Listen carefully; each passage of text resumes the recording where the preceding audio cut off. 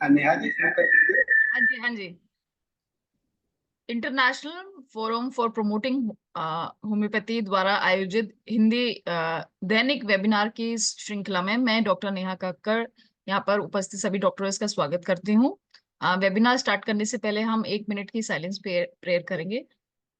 IFPH द्वारा आयोजित इस दैनिक वेबिनार श्रृंखला के 463वें सेशन में सभी का स्वागत है। आज की जो हमारी गेस्ट स्पीकर हैं वे हैं डॉक्टर लीना छेत्रे। डॉक्टर लीना, आप सुन सकते हैं? हाँ। हाँ जी मैम। तो मैम का मैं एक छोटा सा इंट्रोडक्शन देना चाहूंगी। ये BHMS MD होम्योपैथ हैं और post graduate diploma in health care है और MBA भी हैं health care administration from faculty of management studies Delhi university. इनका 30 साल का अनुभव है होम्योपैथी के फील्ड में और इनका different varied area of experience है। Public health, health administration, health IT analytics, clinical research, education, project management और क्वालिटी इन हेल्थ में। तो डॉक्टर लीना का जो आज का टॉपिक है वो है होम्योपैथिक मेडिसिन से हम कैसे डायबिटीज यानी मधुमेह को मैनेज कर सकते हैं। तो मैम आप अपना सेशन स्टार्ट कर सकते हैं स्क्रीन शेयर करके। Welcome ma'am. नमस्कार।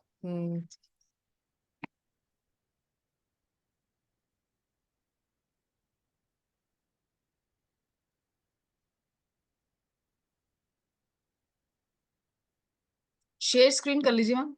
हाँ हाँ। हाँ जी।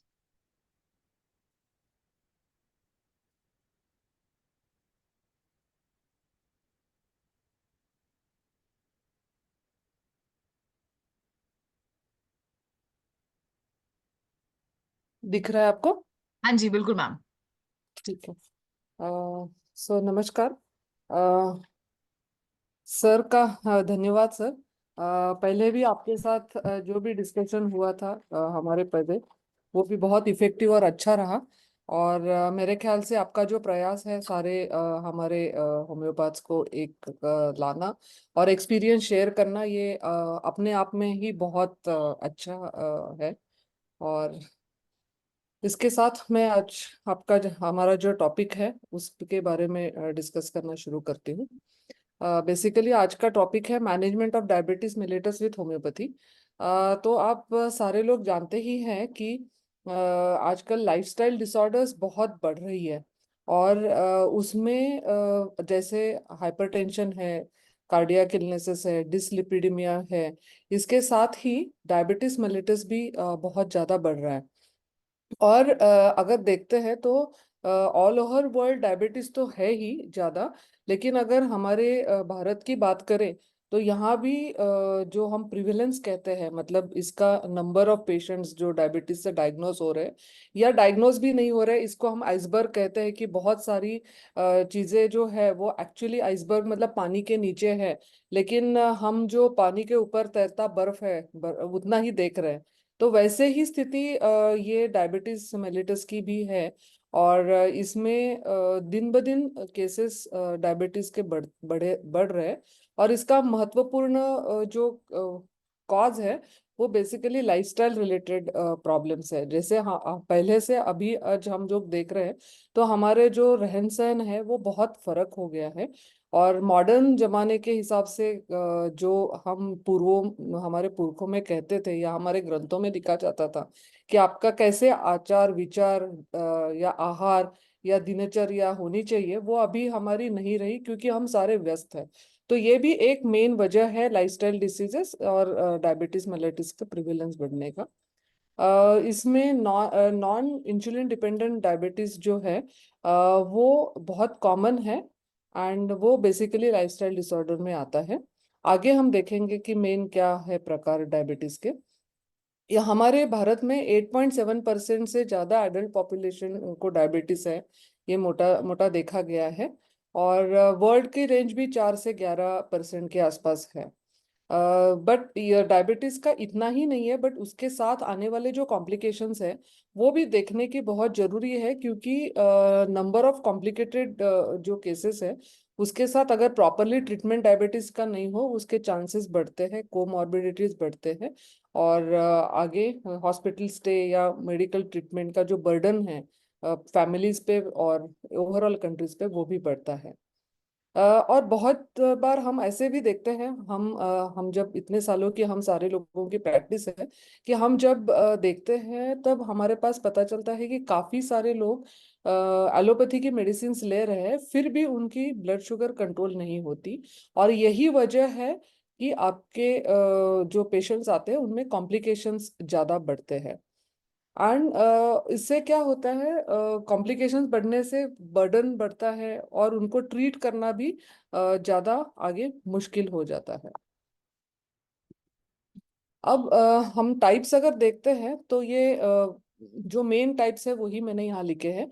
Non insulin dependent diabetes mellitus है, इंसुलिन डिपेंडेंट डायबिटीज मेलिटस है, मैच्योरिटी ऑनसेट डायबिटीज मेलिटस है, जुवेनाइल है, और जेस्टेशनल डायबिटीज मेलिटस है। इसमें बेसिकली जो लाइफस्टाइल डिसऑर्डर में आता है वो नॉन इंसुलिन डिपेंडेंट होता है। और इंसुलिन डिपेंडेंट डायबिटीज भी आजकल बढ़ रहा है, और बहुत बार ऐसे भी होता है कि शुरू में पेशेंट्स को, डायबिटीज के पेशेंट्स को इंसुलिन की जरूरी नहीं पड़ती, बट आगे जाके इंसुलिन की जरूरी भी पड़ती है। मैच्योरिटी ऑनसेट तो है ही, जुवेनाइल मतलब जिससे बहुत बचपन से डायबिटीज होता है, ऐसे लोगों को तो इंसुलिन ही लेना पड़ता है, तो उसके लिए और कोई ऑप्शन नहीं होता।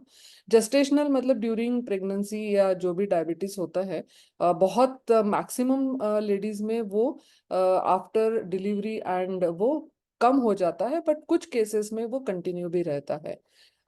इसके साथ ही टाइप्स हमें जानने जरूरी है, क्योंकि इसके हिसाब से हमारा मैनेजमेंट डिपेंड करता है और कहाँ तक होम्योपैथिक मेडिसिन कामयाब होगी ये भी डिपेंड करता है। जैसे जहाँ पे बेसिक कॉज तो डायबिटीज का पता नहीं होता, लेकिन जो बीटा सेल्स है, जो पैंक्रियास की लैंगरेंस में जो सेल्स है, उनके मतलब नष्ट होने से कोई बीमारी से हो सकता है, कोई ऑटोइम्यून डिसीज हो, या जहाँ कॉज ही नहीं पता, उसकी वजह से ये सेल्स कम हो जाते हैं, एंड जो भी इंसुलिन प्रोडक्शन होना चाहिए वो कम होता है।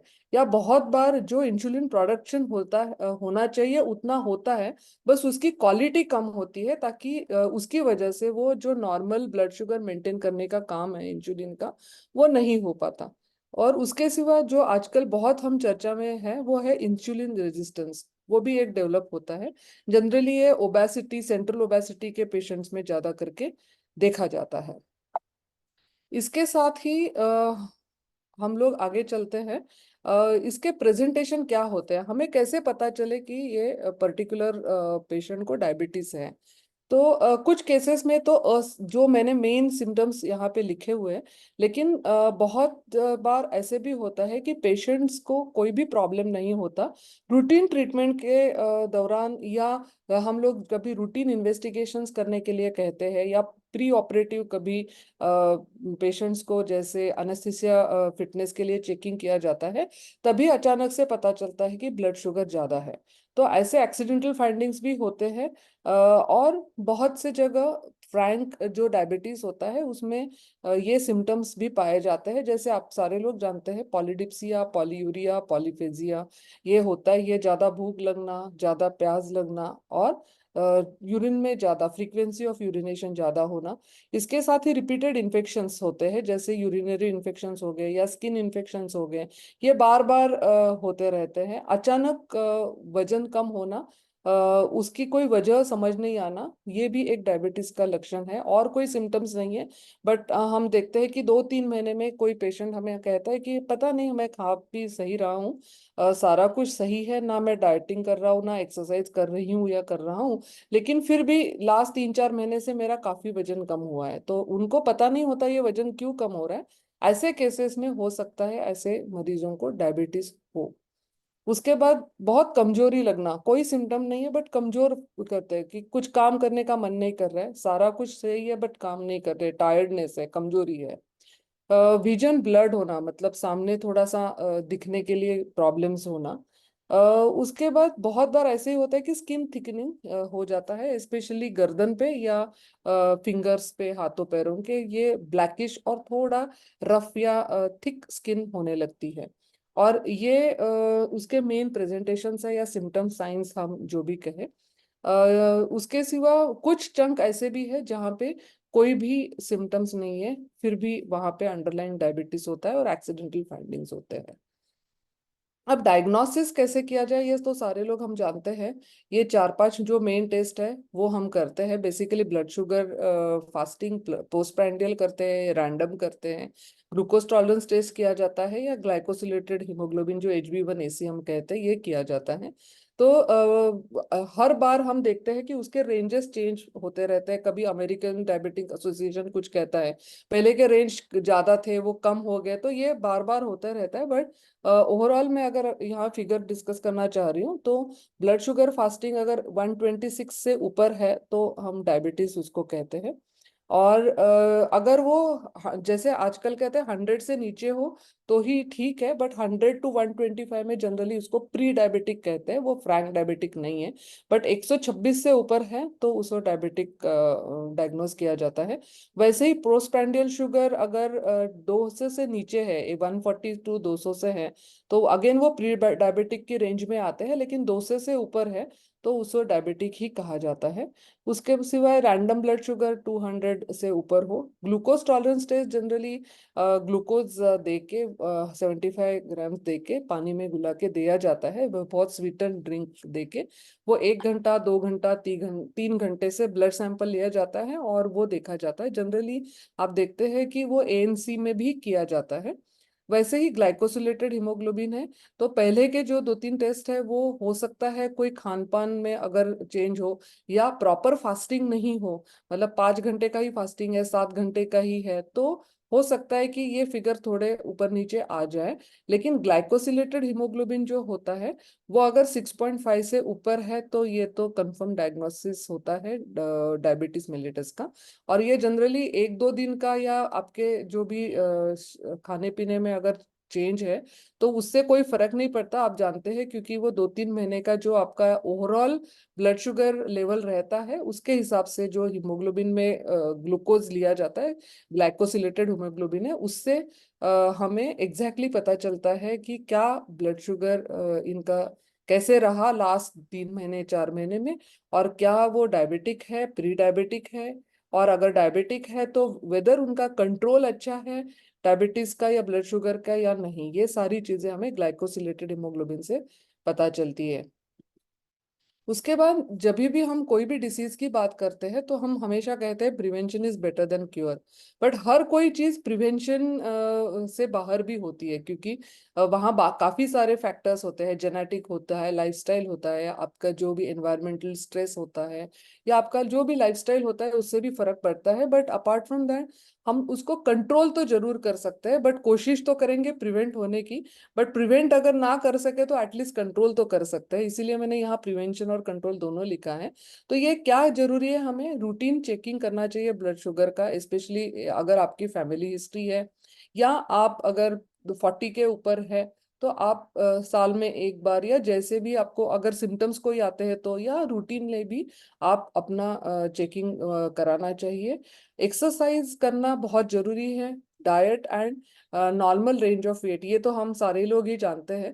तो अब एक्सरसाइज का क्या महत्व है ये इसके बारे में तो बोलना नहीं चाहिए, हम सारे जानते हैं। बट योगा हो या जो कार्डियो एक्सरसाइज होते हैं या जो हमारी डेली मूवमेंट होती है, घर का भी रोज का काम हो, ये भी करना एक एक्सरसाइज है। लेकिन ऐसे कहा जाता है अगर आप 30 मिनट कम से कम एक्सरसाइज हफ्ते में 5 या 6 दिन करते हैं तो भी आप अपने आप को नॉर्मल या आपकी सेहत मेंटेन करने में काफी फर्क आपको मिल सकता है।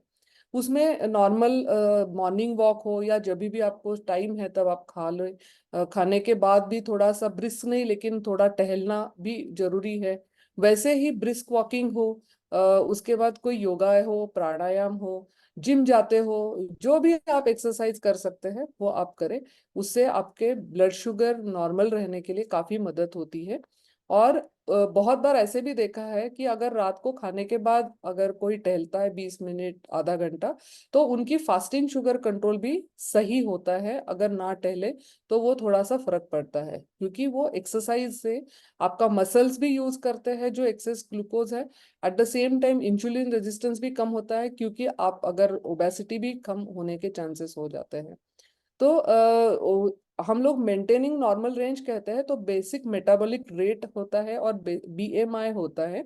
उसके हिसाब से height, weight, age and sex के हिसाब से जो आपको आइडियल वेट है, वो आप अगर वो रेंज में हैं, तो उसे काफी हद तक हम ऐसी लाइफस्टाइल डिसऑर्डर्स जहाँ पे डायबिटीज भी हो, ये कंट्रोल कर सकते हैं। लेकिन अगर ओवरवेट है तो ये चीजें बहुत मुश्किल होती है। तो वेट मेंटेन करने के लिए एक्सरसाइज तो है ही, लेकिन डाइट डाइट का भी बहुत बड़ा रोल है।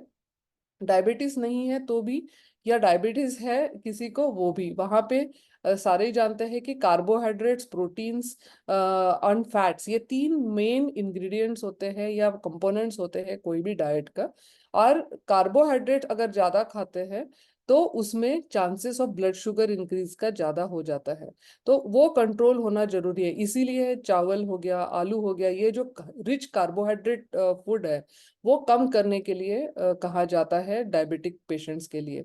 तो उसके सिवा यही नहीं, तो आपका जो बेसिक मेटाबॉलिक रेट है और बीएमआई जो आपका है, उसके हिसाब से आपका कैलोरी इनटेक कितना होना चाहिए, ये भी बहुत जरूरी है। मतलब कैलोरी इनटेक कितना होना चाहिए, और एट द सेम टाइम कहाँ से कैलोरी आप लेना चाहते हो, कार्बोहाइड्रेट से, प्रोटीन से, या फैट से, ये भी आपका वो पोर्शन होना भी जरूरी है। वैसे ही कहा जाता है कि जो ग्लाइकोसिलेटेड हीमोग्लोबिन है, या अगर डायबिटिक पेशेंट है तो उसमें जो ब्लड शुगर के स्पाइक्स आते हैं, मतलब सडनली हाई ब्लड शुगर होना, और उसके बाद मतलब दिन में ऐसे स्पाइक्स, मतलब एकदम शूट होना एंड कम होना, तो ये सडन स्पाइक्स होते हैं। उससे आपको ज्यादा परेशानी होती है और ऐसे लोगों में कॉम्प्लिकेशंस ज्यादा दिखे जाते हैं। इसीलिए कहा जाता है कि आपका जो भी डाइट है वो डिवाइडेड पोर्शंस में आप ले लीजिए। और इसका मतलब ये है, जैसे हमारे संस्कृति में रहता है कि सुबह आप कुछ चाय या वैसे दूध ले लेते हैं, उसके बाद ब्रेकफास्ट है, बाद में लंच हो गया, बाद में दोपहर का कुछ थोड़ा सा स्नैक्स या खाना हो गया, रात का डिनर हो गया, वो भी थोड़ा सा जल्दी हो गया। ऐसे नहीं कि 10 बजे खा लिया और 11 बजे सो गए। तो कम से कम 2-2.5 घंटे का फर्क होना चाहिए रात का खाना और सोने में। ये वहाँ तो जो डाइट है वो control and in small portions होना जरूरी है, अगर किसी को डायबिटीज का कंट्रोल करना है।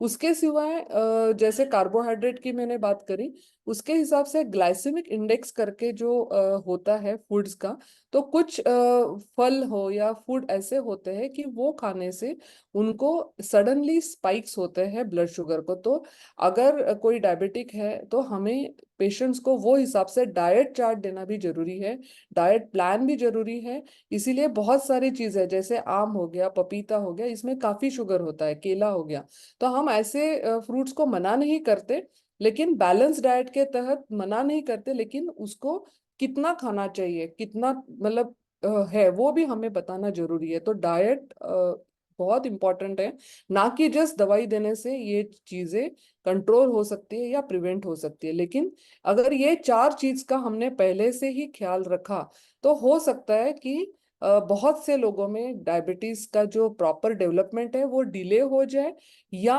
वो अगर थोड़ा बहुत है तो कंट्रोल भी हो जाए। तो ये चीजें जरूरी है। अब मैं आती हूँ प्री डायबिटिक कंडीशन पे।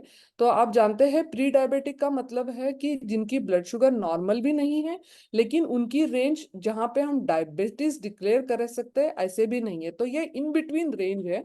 और ये रेंज बहुत जरूरी है। अगर हम ये रेंज में किसी पेशेंट को मतलब आप अगर डायग्नोस करते हैं कि ये प्री डायबिटिक कंडीशन है, तो ऐसे पेशेंट्स को अगर हम मैनेजमेंट करते हैं प्रॉपरली, डाइट, एक्सरसाइज और ये चीजों से, या इवन होम्योपैथिक मेडिसिन से, तो ऐसे लोगों में फ्रैंक डायबिटीज जो बनने के चांसेस बहुत आप डिले कर सकते हो, या अगर उसको बहुत हद तक कभी इन बहुत केसेस में कम भी कर सकते हो। तो इसीलिए रूटीन चेकिंग बहुत जरूरी है, सो दैट अगर प्री डायबिटिक कंडीशन समझ आई तो वो हिसाब से हम उनको treatment as well as diet exercise जो एक्सिलरी लाइन ऑफ ट्रीटमेंट है ये बता सकते हैं। एंड उससे होता है कि अगर डिलेड ऑनसेट हो गई या हो सकता है कुछ केसेस में हम प्रिवेंट भी कर सके, तो ये वो पेशेंट के लिए बहुत जरूरी है। बस इसमें भी एक्सरसाइज है, डाइट है, मेंटेनिंग ऑफ नॉर्मल वेट जो आपका विद इन रेंज है, वो बहुत जरूरी है। और स्ट्रेस को कम करना, कहना ये बहुत आसान है कि स्ट्रेस को कम करना, बट ये स्ट्रेस डायबिटीज भी बहुत जगह पे हम देखते हैं जहाँ पे बहुत ज्यादा स्ट्रेस है, एंजाइटी है, कोई घर में या बाहर ऑफिस में या जहाँ पे अगर ऐसे स्ट्रेस है, जैसे आजकल का जो लाइफस्टाइल है, आजकल के जो ऑफिस कल्चर है, वैसे जगह पे अगर ज्यादा स्ट्रेस लिया जाता है तो वो दौरान, अगर 2-3 महीने का स्ट्रेस ज्यादा है तो वो दौरान हम देखते हैं कि ब्लड शुगर इन लोगों का, ऐसे लोगों में कुछ जगह में बढ़ जाता है। तो रिड्यूस स्ट्रेस का भी बहुत चीजें हम बता सकते हैं, मेडिटेशन है या how to look after the life के जो भी इवेंट्स है उसको कैसे लेना है, कितना सोचना है, ये बारे में भी हम पेशेंट को काउंसिल कर सकते हैं ताकि उनके प्री डायबिटिक कंडीशन में भी कंट्रोल रहे और आगे डायबिटीज तक ना जाए या डिले हो जाए। और अगर होम्योपैथिक मैनेजमेंट की बात करते हैं तो यहाँ पे कॉन्स्टिट्यूशनल मेडिसिन का बहुत अच्छा रोल है। और ये जगह पे अगर हम कॉन्स्टिट्यूशनल मेडिसिन प्रॉपरली देते हैं, ऑफ कोर्स जो भी कॉन्स्टिट्यूशनल है या कोई भी एक्यूट क्रॉनिक और भी उनके सिम्टम्स है या डिसीजेस है, तो ये भी ये चीज को काफी हद तक मेंटेन करके हो सकता है कि ये प्री डायबिटिक कंडीशन में हम पेशेंट को आगे जाने से रोक सके या आगे उनका डिले कर सके। तो ये फेज, ये विंडो जो है वो बहुत जरूरी है कि कोई भी पेशेंट को फ्रैंक डायबिटिक और अनकंट्रोल या कॉम्प्लिकेटेड चीजें में न जाने के लिए फायदेमंद हो सकती है। अब हम बात करते हैं कि जो भी पेशेंट्स हमारे पास होम्योपैथी के पास आते हैं वो क्या कैटेगरी के होते हैं। एक तो होते हैं कि प्री डायबिटिक में तो बहुत कम आते हैं क्योंकि आधे लोगों को प्रॉपरली जांच नहीं है, रूटीन इन्वेस्टिगेशंस नहीं होते। तो प्री डायबिटिक के बारे में वो काफी लोगों को पता ही नहीं होता कि वो पर्टिकुलर जो बंदा है वो प्री डायबिटिक है। तो इसीलिए प्री डायबिटिक विंडो में आने वाले पेशेंट कम है, बट जहाँ एग्जीक्यूटिव या प्रिवेंटिव चेकअप रूटीनली किया जाता है, ऐसे जगह पे हमें ये लोग भी काफी मिलते हैं। और उनको, ऐसे पेशेंट्स को हम काउंसिल करके हमारे ट्रीटमेंट और बाकी सारे डाइट एक्सरसाइज बता के हम काफी लेवल तक मदद कर सकते हैं। उसके बाद बहुत सारे पेशेंट आते हैं जो रिसेंट डायग्नोस है, इनिशियल फेज है, थोड़ा बहुत ब्लड शुगर हाई है, रिसेंटली डायग्नोस हुए हैं, एंड वो लोग एलोपैथी पे जाना नहीं चाहते। वो सोचते हैं, जैसे पेशेंट का कहना होता है कि अगर हमने अंग्रेजी दवाई लेना शुरू किया तो हमें वो लाइफ लॉन्ग लेनी पड़ेगी, तो अभी अगर हम होम्योपैथी ले ले तो हम हो सकता है इससे क्योर हो जाए। तो ऐसे वाले पेशेंट्स भी हमारे पास काफी आते हैं। और कुछ कैटेगरी के पेशेंट ऐसे भी है कि जो ऑलरेडी एलोपैथिक के मेडिसिन पे है लेकिन उनके साइड इफेक्ट हो या जो भी डर है उसकी वजह से वो चाहते हैं कि हम एलोपैथी की दवाई स्टॉप करना चाहते हैं और होम्योपैथी लेना चाहते हैं क्योंकि ये ज्यादा अच्छा है। ऐसे तीसरा सेट है पेशेंट का। फोर्थ सेट है कि पेशेंट को काफी सारी एलोपैथिक मेडिसिन दी जाती है, पहले एक, उससे कंट्रोल नहीं तो दो। तो वहां पे वो बहुत सारी मेडिसिन नहीं लेना चाहते और सोचते हैं कि अगर हम ये पॉइंट पे होम्योपैथी की दवाई शुरू करें तो हो सकता है कि दोनों मिलके हमारी चीजें ठीक हो रहे, हमारा कंट्रोल रहे शुगर, और कोई कॉम्प्लिकेशंस भी नहीं रहे। और कुछ मेडिसिन ऐसे भी, मेडिसिन पेशेंट्स ऐसे भी होते हैं कि जो एलोपैथिक मेडिसिन ले रहे हैं लेकिन सडनली उनका अनकंट्रोल हो रहा है, तो इसीलिए इंसुलिन लेने के लिए भी उनको एडवाइस किया गया हो। और इंसुलिन डिपेंडेंट डायबिटिक मिलिटस वाले पेशेंट्स भी बहुत बार आते हैं कि हम इतना यूनिट इंसुलिन सुबह ले रहे हैं, शाम को ले रहे हैं, तो क्या आप ऐसे कोई होम्योपैथी से हमें दवाई दे सकते हो, या होम्योपैथी में क्या ऐसी चीजें हैं कि जो लेने से हमारा इंसुलिन इंटेक कम हो जाएगा। तो ऐसे कैटेगरी के लोग भी आते हैं, कम आते हैं बट आते जरूर है। और बहुत जगह ऐसे भी देखा गया है कि काफी मेडिसिन एलोपैथी की लोग ले रहे हैं, एक दो, लेकिन फिर भी उनका जो ब्लड शुगर है वो कंट्रोल नहीं रहता है। तो इसीलिए उनको एक डर रहता है कि डायबिटीज कंट्रोल नहीं हुआ तो क्या होगा, कॉम्प्लिकेशंस तो हर कोई जानता है। तो ये सेट ऑफ पेशेंट ऐसे भी हैं कि जो एलोपैथिक की मेडिसिन ले रहे हैं, लेकिन उनका in spite of increasing medicine from 1 to 2 उनका ब्लड शुगर कंट्रोल नहीं हो रहा है। तो यहाँ पे वो होम्योपैथी लेना चाहते हैं ताकि उनका ब्लड शुगर कंट्रोल रहे, भले ही एलोपैथिक मेडिसिन उतनी ही रहे या कम हो रहे, बट दे आर इंटरेस्टेड कि उनका कोई जो ब्लड शुगर कंट्रोल सही रहे ताकि वो कॉम्प्लिकेशंस उनमें डेवलप ना हो। तो मोटा मोटा ये टाइप्स के पेशेंट्स हमारे पास आते हैं कोई भी होम्योपैथ के पास, और वो हमें अलग अलग लेवल की ट्रीटमेंट का एक्सपेक्टेशन करते हैं। अब हम अगर होम्योपैथिक मैनेजमेंट की बात करें डायबिटीज को, तो हमारे क्या एम होने चाहिए। एक एम है to manage blood sugar levels in preferred range. तो सबसे बड़ा है कि जो भी उनका ब्लड शुगर है बहुत कम हो, मतलब बहुत ज्यादा हो या जस्ट थोड़ा ही बढ़ा हुआ हो, कोई भी हो, उनका जो प्रेफर्ड रेंज है उसके बीच में लाना बहुत जरूरी है। उसके बाद to treat complications and comorbidities, मतलब इसके साथ अगर कोई कॉम्प्लिकेशंस भी डेवलप हुए या और कोई कोमॉर्बिडिटीज हैं, जैसे पेशेंट को हाइपरटेंशन भी है या और कोई स्किन डिसीज है या जो भी है डायबिटीज के साथ, उसको भी ट्रीट करने का हमारा एम होना चाहिए। और सबसे बड़ा है कि जब कोई भी कॉम्प्लिकेशन नहीं है तो हमारा एम होना चाहिए, जैसे भी ब्लड शुगर कंट्रोल करते हैं उसके साथ ही जो भी कॉम्प्लिकेशंस हो उसको कम करने की कोशिश करना चाहिए या प्रिवेंट करने की कोशिश करना चाहिए। And try to manage patients on homeopathy, मतलब सिर्फ होम्योपैथिक मेडिसिन देना चाहिए। अगर पेशेंट एलोपैथिक मेडिसिन नहीं ले रहे हैं, उनकी ब्लड शुगर बहुत हाई नहीं है जहाँ पे हमें रिस्क लग रहा है, बट लेकिन अगर 400 फास्टिंग 300 फास्टिंग में कोई आता है, तो ऐसे केस में तो हम लोग सिर्फ होम्योपैथी मेडिसिन नहीं देते। पेशेंट को हम लोग वो टाइम एलोपैथी मेडिसिन लेने के लिए भी कहते हैं, क्योंकि हमारा हित है पेशेंट को मेंटेन रखना, उनकी हेल्थ प्रिजर्व रखना।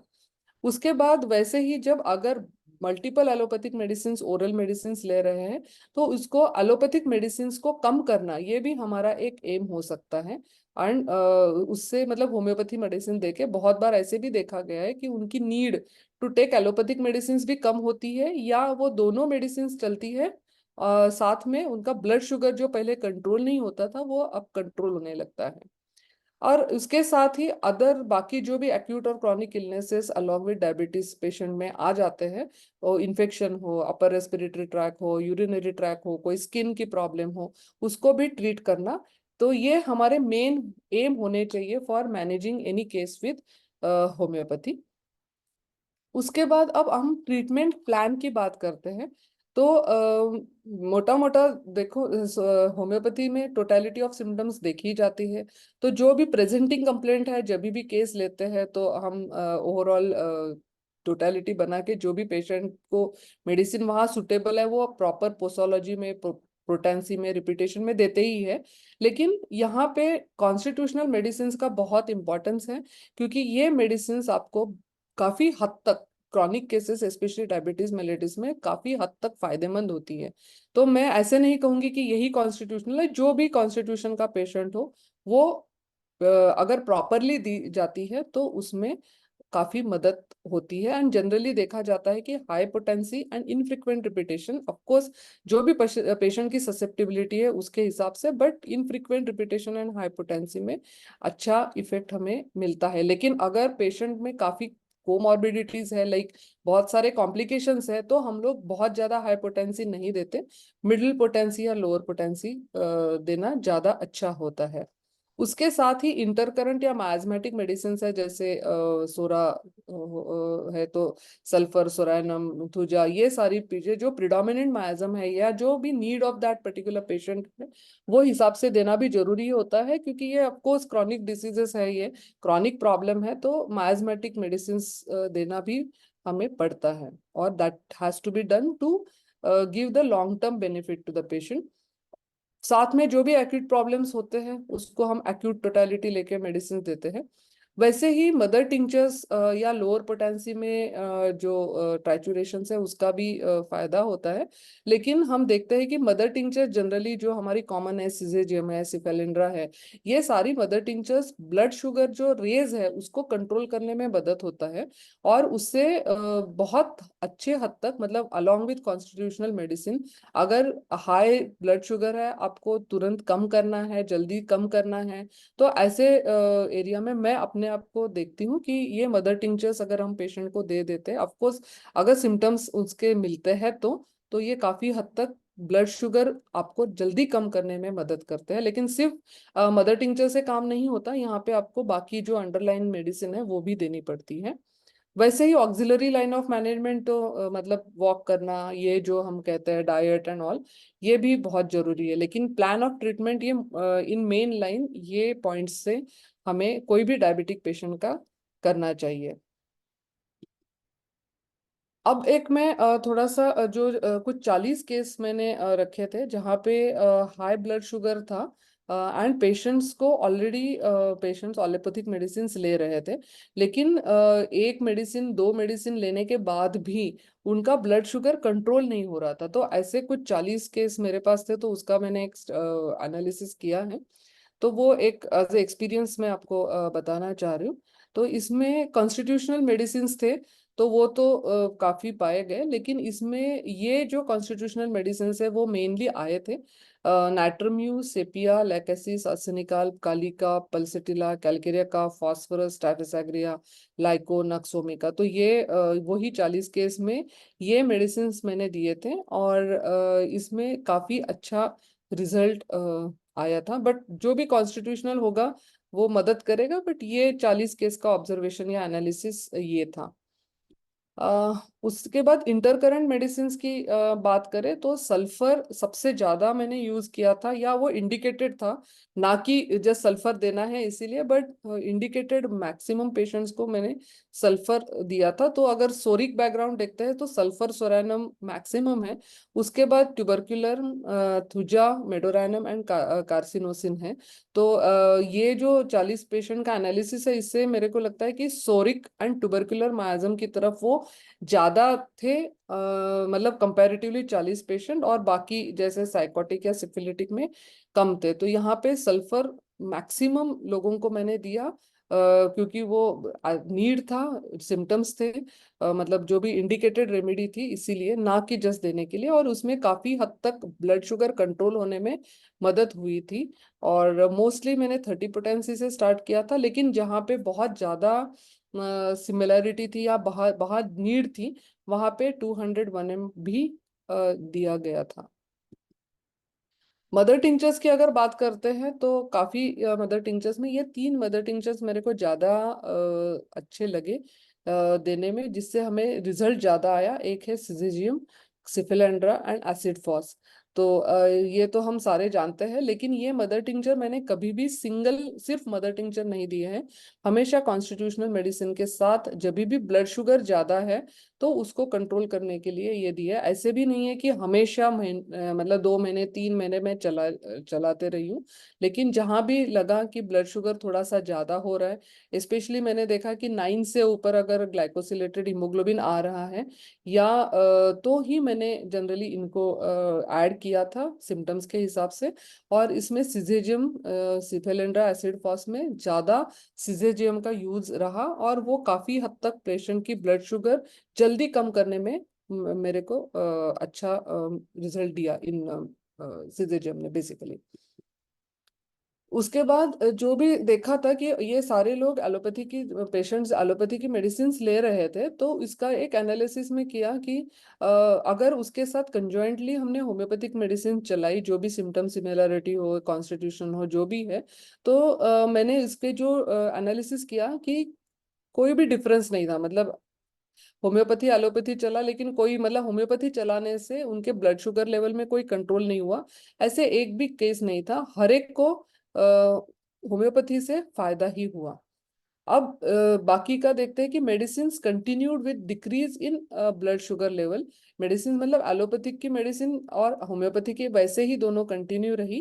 तो ऐसे 13 केसेस थे कि चलता रहा दोनों मेडिसिन, और ब्लड शुगर उनकी थोड़ी डिक्रीज हो गई, जो पहले की रेंज थी उससे कम हो गया। तीसरी कैटेगरी ऐसी थी कि medicine continued with control in blood sugar levels. मतलब पहले तो डिक्रीज 13 थे, कंट्रोल 18 था। मतलब पहले अगर मीन अगर 200 था या 250 था, तो वो 200 हो गया, वो डिक्रीज में आता है। या ब्लड शुगर लेवल कंट्रोल का मतलब है कि वो जो मोर देन नॉर्मल आ रहे थे, स्पाइक्स थे, या जो एलोपैथिक मेडिसिन के बावजूद भी बढ़ रहा था, वो भी काफी हद तक कंट्रोल हुआ 18 केसेस में। उसके बाद कुछ जगह पे एलोपैथिक मेडिसिन का रिक्वायरमेंट भी कम हुई एंड ब्लड शुगर भी कंट्रोल हुआ, ऐसे भी 6 केस थे। एंड कुछ केसेस थे जो सिर्फ होम्योपैथिक मेडिसिन पे कंट्रोल हुए, ऐसे 3 ही थे।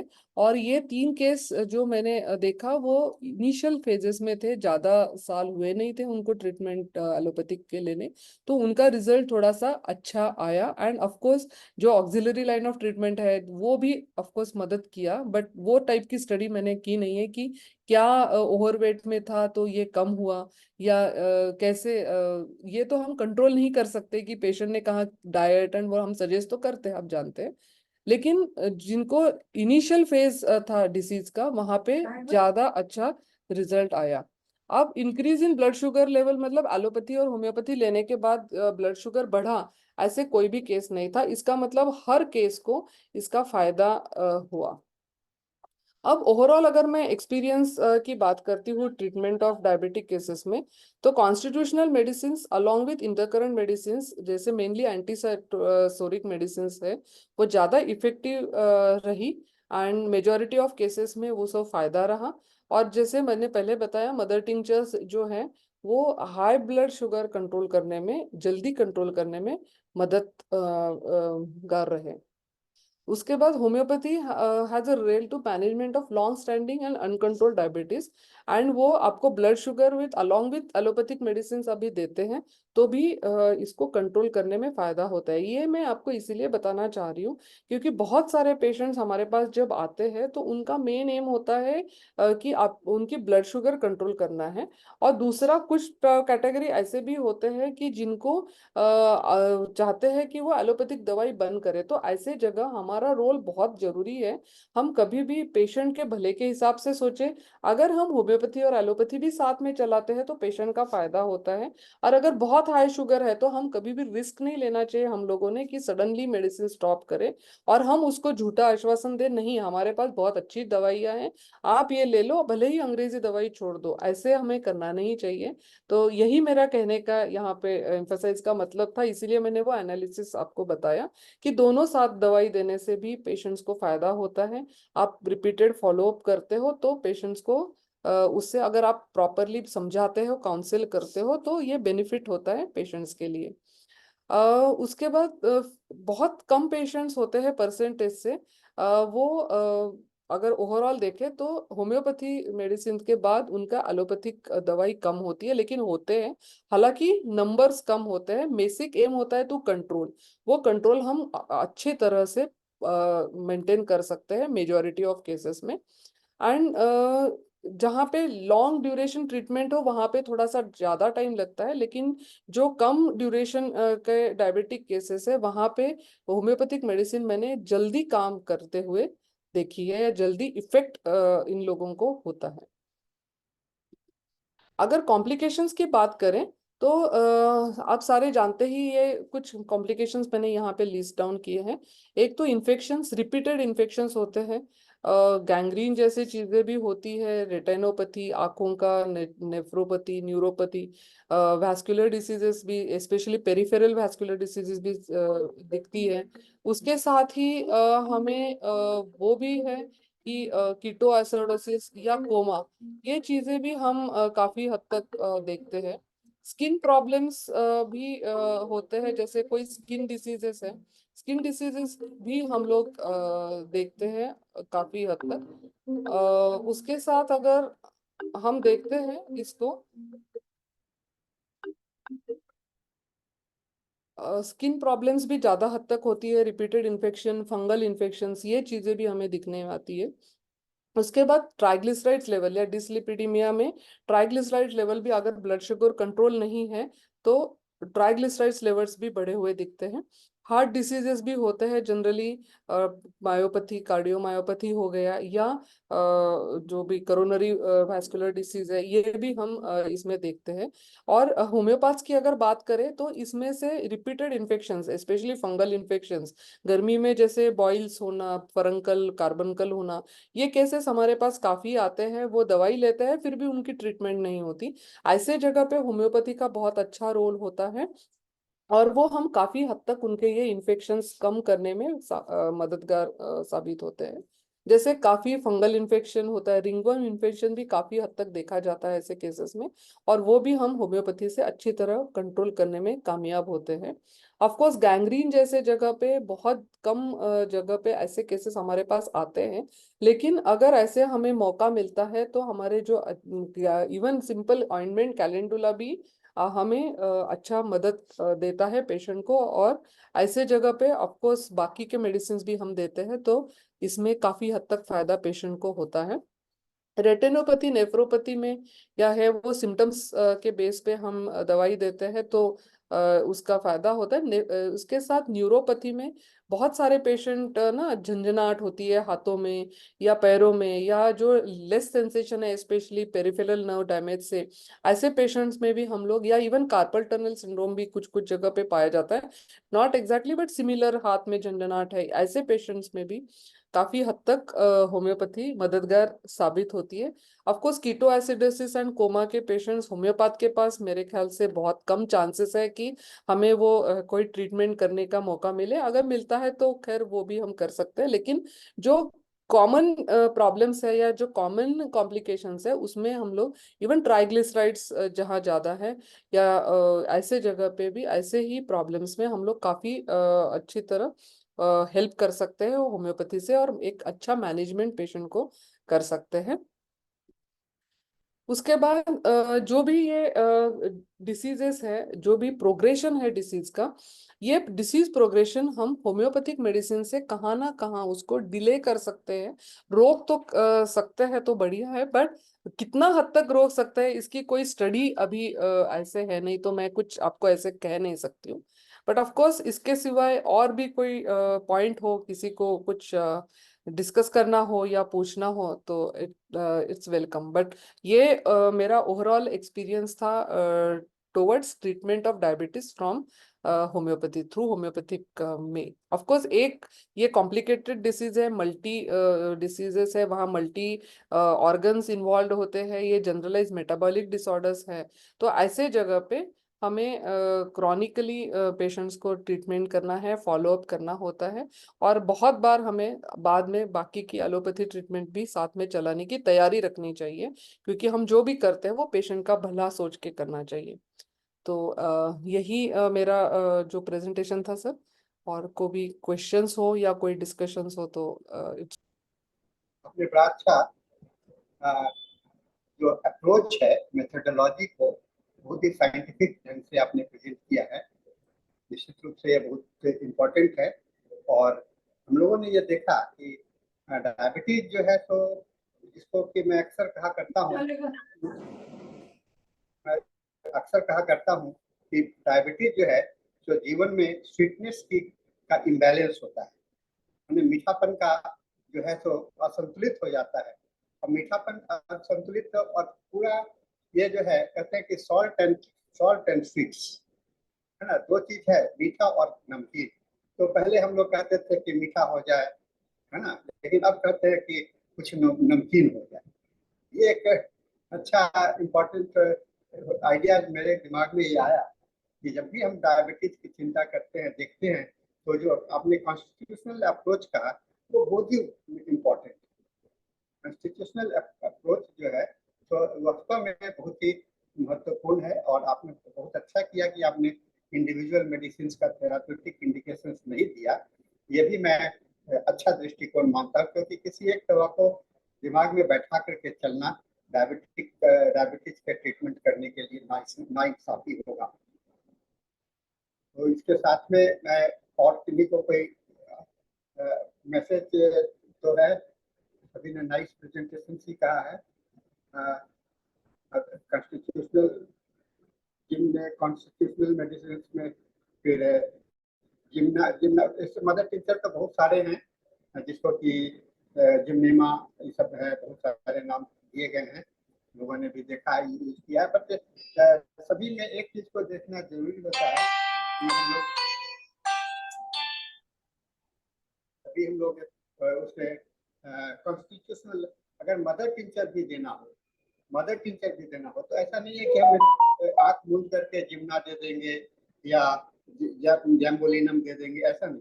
उसमें भी कुछ ना कुछ तो सिमिलिमम होना चाहिए, है ना। मैं भी मदर टिंचर के लिए जब भी चर्चा आता है तो मैं उसको सोचा था। साथ में कुछ बायोकेमिक मेडिसिन भी बहुत इंपॉर्टेंट होते हैं, जो कि शुगर को किल करने में मदद करते हैं। और ऑक्सिलरी मेथड्स तो आज के समय में सबसे ज्यादा इम्पोर्टेंट है, क्योंकि बिना ऑक्सिलरी मेथड्स के हम लोग डायबिटीज को कभी भी कंट्रोल नहीं कर सकते।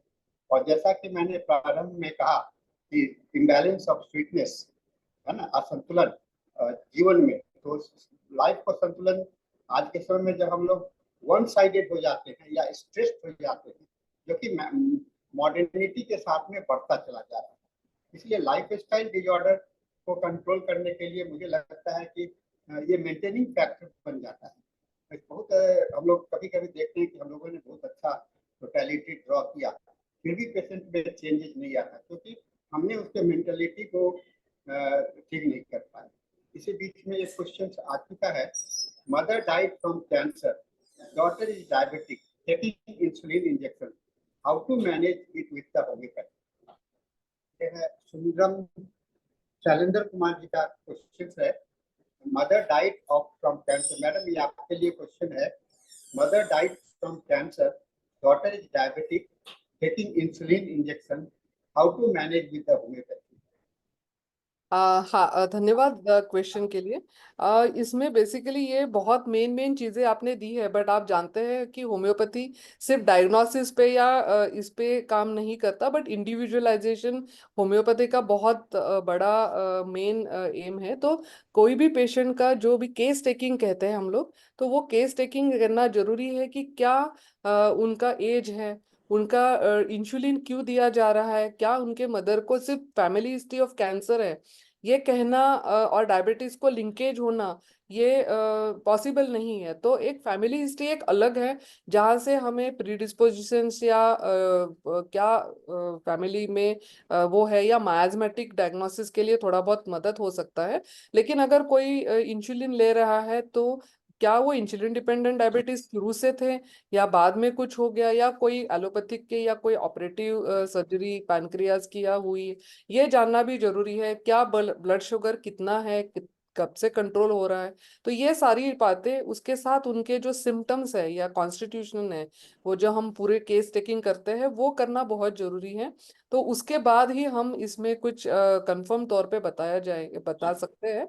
लेकिन मैं आपको सजेशन करूंगी कि आपके पास में जो भी होम्योपैथी के डॉक्टर है, उनके पास आप चले जाइए। उनको जो भी आपके उनके जो है सिम्टम्स है, या वो केस टेकिंग करेंगे, और जो भी अच्छा मेडिसिन उनको बनता है दे पाएंगे। और इंसुलिन से अगर कंट्रोल नहीं हो रहा है, तो उसका भी कॉज जानना जरूरी है। ये मैं बस कहना चाहती हूँ सर। धन्यवाद। अच्छा, आपने जवाब दिया है। एक ये बताया है कि मधुमेह का पहला लक्षण है अगस्त ऋषि, जैसे प्यास लगना, राक्षसी भूख भूख होना, रावण जैसा पेशाब। यह कहावत है, ये कहावत तो है, निश्चित रूप से यह कहावत है, क्योंकि इस कहावत के को हम लोग एक रेगुलेशन नहीं मान लेना चाहिए। क्योंकि मैंने बहुत सारे पेशेंट को देखा जिसको कि प्यास नहीं है, जैसे कहते बहुत ज्यादा प्यास है, तो प्यास नहीं है फिर भी, जिसको कि भूख नहीं है उसको भी। हाँ, ये और स्कैंटी यूरिनेशन में भी आपको डायबिटीज जाता है। तो कहावत के आधार पर हम लोग ट्रीटमेंट नहीं कर सकते, कहावत को लेकर के चलना मुश्किल होता है। लेकिन एक इंडिकेशन, ये आम धारणा होती है, जैसे बहुत सारे मिथ बने हुए हैं सोसाइटी में। किसी एक आदमी को कोई प्रॉब्लम हुआ, अब वो सब जगह कहा कि नाक में अगर खुजली हो रही है तो आपके पेट में वर्म्स होगा। तो ये तो मैंने देखा कि मैंने जांच करवाया, मैंने कुछ टेस्ट भी किया, उसी तरह से कुछ लोग कहते हैं भूख बहुत लग रही है, भूख बहुत लग रही है। तो हम लोगों ने जांच कराया तो उसमें डायबिटीज नहीं था। बहुत सारे कारण होते हैं, आपके बॉडी में भूख नहीं लगने का कारण है कि आपका एपिटाइट बहुत अच्छा है, आपका सब कुछ ठीक है, रेगुलेटरी फंक्शंस बहुत अच्छा है। तो ये चीज जो है तो हम लोग किसी भी कहावत पर, प्रोवर्ब्स पर या मिथ पर नहीं जाना चाहिए। हाँ, मिथ को अगर ध्यान में जरूर रखना चाहिए, मैं नहीं कहता हूँ कि आप पूरे तरह से उसको नजरअंदाज कर दें, लेकिन हाँ, उसके आधार पर आप एक डायग्नोसिस करना, मेरे लिए मैं समझता हूँ कि वह साइंटिफिक अप्रोच नहीं होगा। हम लोग अब वैज्ञानिक युग में जी रहे हैं, और जैसा कि लीना जी ने आपको वैज्ञानिकता के दायरे में इन्होंने जो केस स्टडी किया है, बहुत ही अच्छा केस स्टडी है, जहाँ की इन्होंने कई एक पेशेंट का जो है और जो मेडिसिन उभर करके आए, आप उसमें देखिएगा, उसके अंदर में जो कॉमन मेडिसिन है, सबसे ऊपर में आपने नेट्राम्यूर बताया ना मैडम, नेट्राम्यूर है, सिपिया। अब नेट्राम्यूर और सिपिया को, अगर नेट्रम और म्यूर और सिपिया को देख लें तो नेट्राम्यूर और सिपिया दोनों इमोशनल स्टेट के मेडिसिन होते हैं। अब इमोशनल जो भी पेशेंट होगा, अगर उसमें तो आपको इम्बैलेंस होगा ही, तो एक या तो ज्यादा गुस्से वाला हो जाएगा, ज्यादा शांत रहने वाला हो जाएगा, ऐसा तो होता ही रहता है ना। तो इस चीज को हम लोगों को ध्यान में रखना आवश्यक होगा, रखना चाहिए। और प्री कंसीव्ड आइडिया लेकर के, मैंने पूर्व धारणा लेकर के, जब हमने हनुमान साहब ने भी कहा है कि अनप्रेजुडिस्ड ऑब्जर्वेशंस, अनप्रेजुडिस्ड ऑब्जर्वेशंस का महत्व यही होता है कि हम वर्तमान जो सामने में देख रहा है उसको सत्य माने, जो पहले कही गई की बात है वो सत्य नहीं है ना। हाँ, वो एक आपका इंडिकेशन हो सकता है, वो सही भी हो सकता है, नहीं भी सही हो सकता है, ऐसा है। हम लोग जब केस देखते हैं, और कभी कभी हम लोग जैसे आज जिन लोगों ने देखा और देखा कि नेट्राम्यूर बहुत टॉप में आ रहा है, चलो मैं नेट्राम्यूर को ट्राई करता हूँ डायबिटीज में, तो ये तो गलत आइडिया हो जाएगा। क्योंकि मैडम ने, लीना जी ने तो यह नहीं कहा कि आप नेट्राम्यूर दो, सिपिया दो, खाली सिपिया है, ऐसा बात तो नहीं हुआ ना। इस चीज को हम लोगों को बहुत ध्यान में रखने का कोशिश करना चाहिए। और एक क्वेश्चन और आया madam, your experience in diabetes cases with impotency. Impotency मैंने बहुत कम यूज किया है कंपैरेटिवली ऐसे केसेस में, बट जहाँ पे बहुत इंडिकेटेड है, जहाँ पता चलता है कि इमीडिएटली एग्रेवेशन हो रहा है या बहुत ज्यादा कॉम्प्लिकेटेड है या कॉम्प्लिकेशंस है, ऐसे जगह ही मैंने दिया है। तो अगर हम बात करते हैं तो जनरली मैंने 30, 200, 1M, 10M से ही काम अच्छा हुआ है। लेकिन कुछ ही केस को मैंने इलेम्पोटेंसी दिया है। मैं हार्डली कह सकती हूँ, हार्डली 1 और 2% केसेस में जहाँ पे ये मेडिसिन से या वो एग्रेवेशन ज्यादा होने के चांसेस लगे, या ऐसे केसेस में कि जहाँ पे कोई कॉम्प्लिकेशंस है, जैसे अंडरलाइंग रीनल डिसीज है या प्रोटीन्यूरिया है और क्रिएटिनिन भी ठीक नहीं है और लॉन्ग स्टैंडिंग डायबिटिक है, तो ऐसे जगह पे। लेकिन 1 to 2% है, बट इसके सिवा डायरेक्टली डायबिटिक के लिए तो मैं यही कह सकती हूँ। बट इन जनरल आप जानते हो कि आप कहाँ इलिम्पोटेंसी देख सकते हैं और कैसे फ्रीक्वेंट रिपीटेशन कर सकते हैं, वो तो एक अलग बात है। बट आपने डायबिटीज के लिए पूछा तो मैं यही जवाब दे सकती हूँ आपको, जो मेरा एक्सपीरियंस है।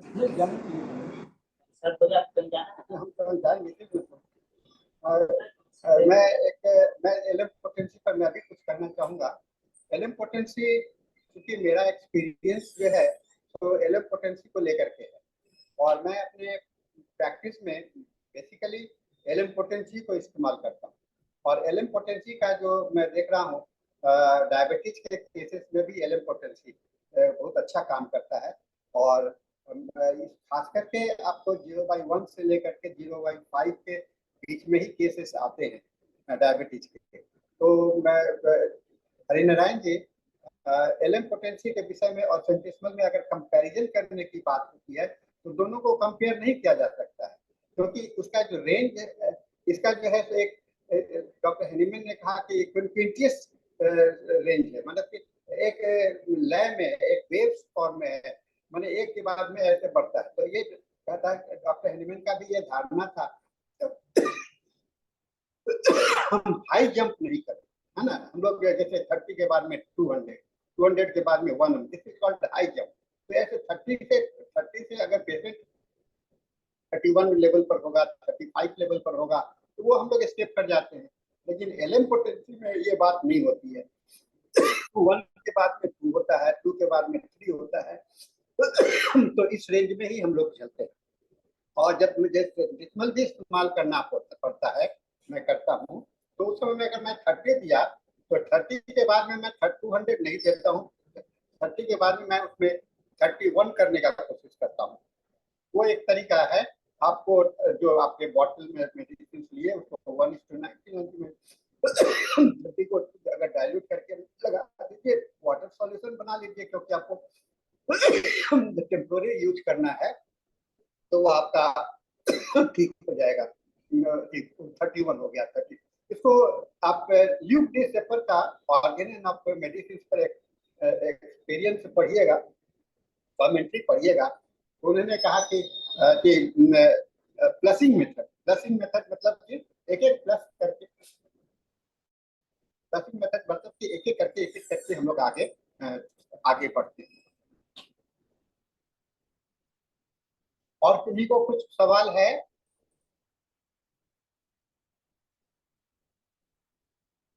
तो लीना जी, आपका प्रेजेंटेशन तो वास्तव में, और पहले भी आपने जितने प्रेजेंटेशन दिए हैं वह बहुत ही अच्छा रहा है। और LM पोटेंसी पर खाली और ये ऐड करेंगे कि हम लोगों को इस पर ज़्यादा से ज़्यादा ट्राई करना चाहिए, क्योंकि ये मेथड्स जो है, ये मेडिसिन है, इसको हम लोग अल्टीमेट पोटेंसी भी बोलते हैं। यानी कि अब इसके बाद में हेनिमैन साहब ने जो दिया था अपने अंतिम समय में, 6th एडिशन में ही ये पब्लिश हुआ। 6th edition of organic of medicine के अंदर में LM पोटेंसी नजर आया है। उसके पहले, और यहाँ तक कि आप देखिएगा कि केंट भी कभी LM पोटेंसी यूज नहीं किए। कॉर्निग्लिसेंस को थोड़ी बहुत जानकारी थी, लेकिन जब केंट का दूरी, और जब हेनिमैन अपने लास्ट स्टेज में थे तो वह पेरिस में थे और केंट वहां नहीं थे, तो वो, और ये जो 6th एडिशन है, इनके डेथ के बहुत सालों के बाद में पब्लिश हुआ, तो बहुत सारे लोगों ने इसको नहीं देखा है, लेट इसका एक्सपोजर हुआ है, और इसी के कारण से LM पोटेंसी का जो है तो इस्तेमाल अभी बहुत ही इस्तेमाल कम है। लेकिन मैं देख रहा हूँ अभी हम लोग हैप्को कंपनी जो दवा बनाती है LM पोटेंसी का, अभी सबसे पायनियर है वो लोग, तो वो लोग उनके जो मैनेजिंग डायरेक्टर हैं डॉक्टर धार, उनसे मेरी बात हो रही थी, तो अब और वो बता रहे हैं कि अभी हमें 1 साल का 6 महीना से लेकर के 1 साल का वेटिंग पीरियड होता है ऑर्डर को सप्लाई करना। इसका जो पहले नहीं था, अब ये धीरे धीरे बढ़ता चला जा रहा है। तो ये निश्चित रूप से ये इंडिकेशन है कि लोगों को LM पोटेंसी के प्रति जागरूकता होता जा रहा है और LM पोटेंसी का व्यवहार करने में लोग आ रहे हैं। नेहा जी, आप कुछ कहना चाहेंगे?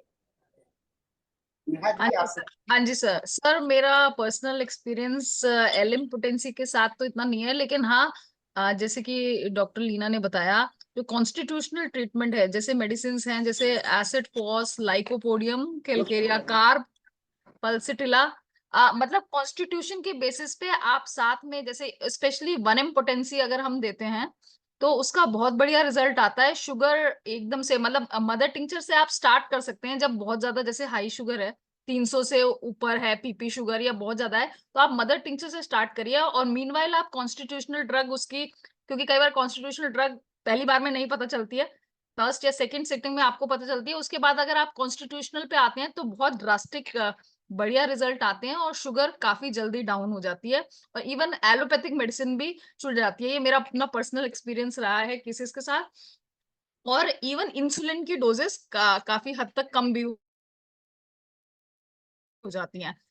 LM पोटेंसीज में एक्चुअली सबकी रिजर्वेशन है, और हमें ऑब्वियसली जल्दी उनको ज्यादा यूज करना चाहिए, और क्योंकि उसके लिए जो इंडिकेशन है, मेंटल सिम्टम्स की बहुत स्ट्राइकिंग होनी चाहिए, तभी हम LM पोटेंसी दे सकते हैं। लेकिन ऑब्वियसली अगर हम अपना इनिबिशन और थोड़ा सा डर को साइड में रखें, अगर हम LM पोटेंसी पे जाएं, तो ऑब्वियसली उसमें भी काफी अच्छे रिजल्ट हमें देखने को मिलेंगे। बस इसमें और ही एक मैं सेंटेंस ऐड करना चाहती हूँ कि बहुत केसेस में, जैसे आप कह रहे थे मैडम कि कॉन्स्टिट्यूशनल पहली बार समझ नहीं आता है कभी कभी, तो आप इसको मदर टिंचर्स दें। बट इसमें मेरा एक जो एक्सपीरियंस है, मोस्टली समझ अगर नहीं आता वो आ जाता है, बट अगर एक्सपीरियंस है, बट इन केस बहुत जगह पे अगर आप मतलब एंटी मायाजमेटिक से केस ओपन करते हैं तो भी बहुत अच्छा फायदा होता है। अगर हमें पता है कि प्रिडोमिनेंटली ये मायाजम है, अंडरलाइन समझो सल्फर आ रहा है, मतलब सोराइनम है, तो ऐसे जगह में if you start with this type of medicine, single dose आप देते हो एंड देन मदर टिंचर देते हो, एंड देन नेक्स्ट टाइम में if you work and give the constitutional, ये भी आपको काफी अच्छा फायदा दे देगा, ये मेरा कहना था। मैम बिल्कुल बिल्कुल, सबका एक्सपीरियंस यहाँ पे काउंट करता है। एंटी मियाजमेटिक भी हमें चलना है, विद पोटेंसी भी चलना है, मदर टिंचर्स भी लेने हैं, एंड ऑब्वियसली अगर हम कोशिश करें तो एलएम पोटेंसीज भी हमें यूज करनी है। बहुत ही इंफॉर्मेटिव सेशन था डॉक्टर लीना के साथ, और डॉक्टर मृदुल सानी सर ने भी बहुत अच्छे इनपुट्स दिए अपने एक्सपीरियंसेस के। तो हम आगे आशा करते हैं ऐसे और सेशन डॉक्टर लीना से हमें मिलेंगे। और अब हमारे इंग्लिश सेशन का टाइम हो रहा है, तो thank you very much ma'am. नमस्कार, धन्यवाद। हाँ जी, मैं हैंड ओवर करती हूँ सेशन डॉक्टर धनेश को। Thank you.